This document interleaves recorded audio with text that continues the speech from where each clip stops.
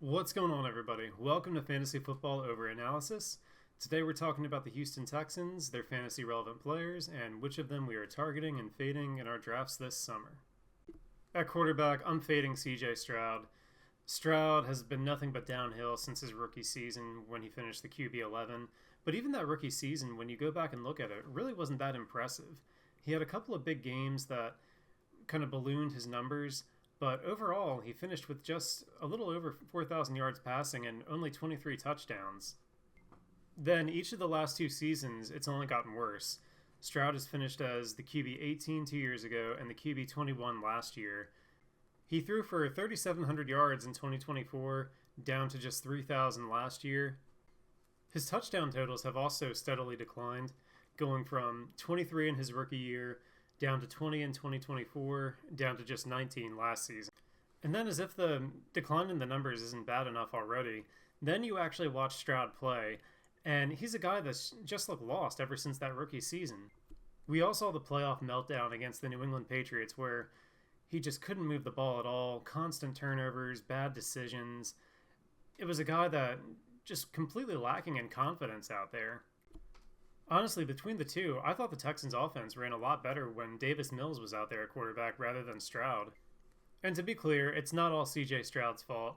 The Texans have done a terrible job surrounding him with help, particularly at offensive line. They've let him go 2 years in a row now with a terrible situation, and really they didn't do enough to address it this offseason either. So when you look at Stroud as a whole, he's not going to help you with the rushing at all. So that means he needs these prolific passing games in order to return fantasy value.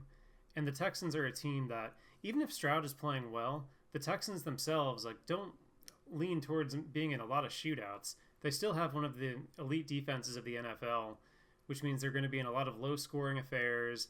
They're going to be in a lot of run-heavy game scripts. So just the environment, even if things go right for Stroud with the offensive line and his health, and he gets some of the confidence back that he had in his rookie year, the game scripts aren't going to favor the Texans, and it's going to be really hard for him to be anything more than what he's been the last couple of years, which is a mid-range QB2. At running back, last season the Texans were a real mess.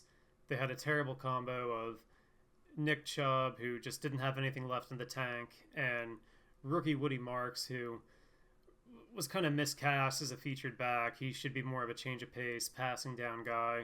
Well, this year the Texans go out and they trade for David Montgomery from the Lions, and I think Montgomery is a perfect fit for the Texans offense. And Montgomery over the last couple of years was a guy that was always a value out in Detroit. You could play him as your RB2, as a flex every week, despite the fact that he wasn't the featured guy on the Lions. And Montgomery's value in Detroit in part was because the Lions have been such a great offensive ecosystem for years now that you just wanted any kind of exposure to any pieces of that offense. Now Montgomery's in a spot where he has a chance to be the guy, and the Texans run a run-heavy scheme. He's such a perfect fit for it. And because he wasn't ever a featured guy in Detroit, he also comes to Houston with very low mileage for a guy entering his age 29 season. There's also very little here for Montgomery in terms of competition. Woody Marks is back, but again, he should be limited to really specific passing down situations. No one's there to challenge Montgomery for the early down work. No one's there to challenge Montgomery for the goal line work. And Montgomery himself is not a nothing in the passing game. He showed in Detroit he can be effective in that role. So there's a chance here that you're getting a 3-down featured guy in the 5th or 6th round, which I think is just a phenomenal value. Montgomery is just going to be as safe as they come for your RB2 spot, or RB3 if you go with an RB heavy build. At wide receiver, Nico Collins comes off of a wide receiver 8 finish last season. With Nico is a very safe pick. You know you're going to get a solid floor, and you know there's also going to be plenty of spiked weeks. There's a couple problems with Nico, though.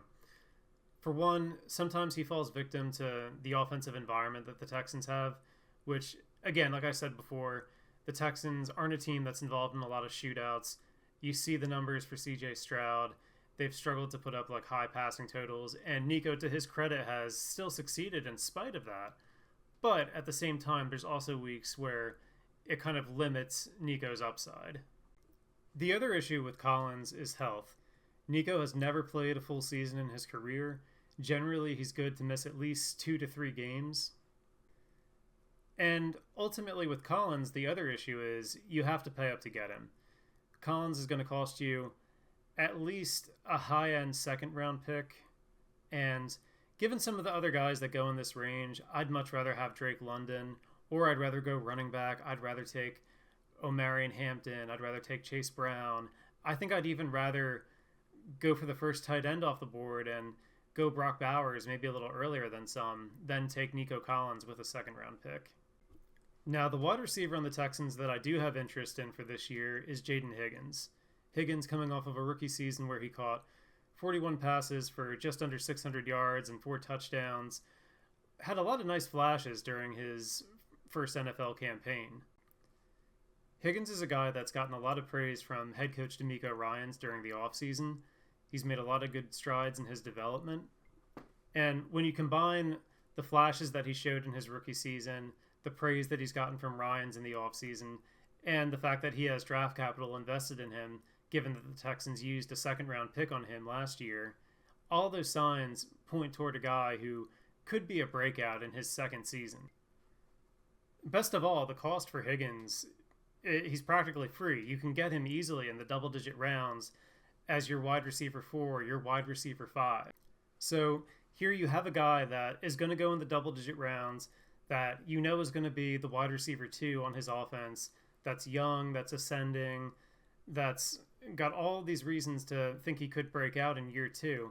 But also consider, again, what I said earlier about Nico Collins. Nico has consistently missed time throughout his career. So when Collins goes down, you have a guy in Higgins that's going to have that contingent wide receiver 1 upside. The rest of the wide receivers I don't have a lot of interest in. I like Jalen Knoll, but again, this is such a low passing volume offense that I don't think there's enough targets around for him to be relevant. And then at tight end, we're not considering Dalton Schultz. There are better late round tight end options available, and Schultz, again, in a low passing volume offense, just isn't going to have the upside that we're looking for in that range. That's going to do it for this one, guys. So with the Texans, this is not a team that I'm going out of my way to target. I don't like CJ Stroud. I don't mind Nico Collins, but I don't like the cost. David Montgomery, I'm fine with as an RB2. And Jaden Higgins is a guy I have my eyes on for the double-digit rounds. But this isn't going to be an offense that's going to be scoring a ton of points. So they're just better high-end teams that we want to target the fantasy players of. But thank you guys so much again for watching, and we will talk to you next time when we go over the Tennessee Titans.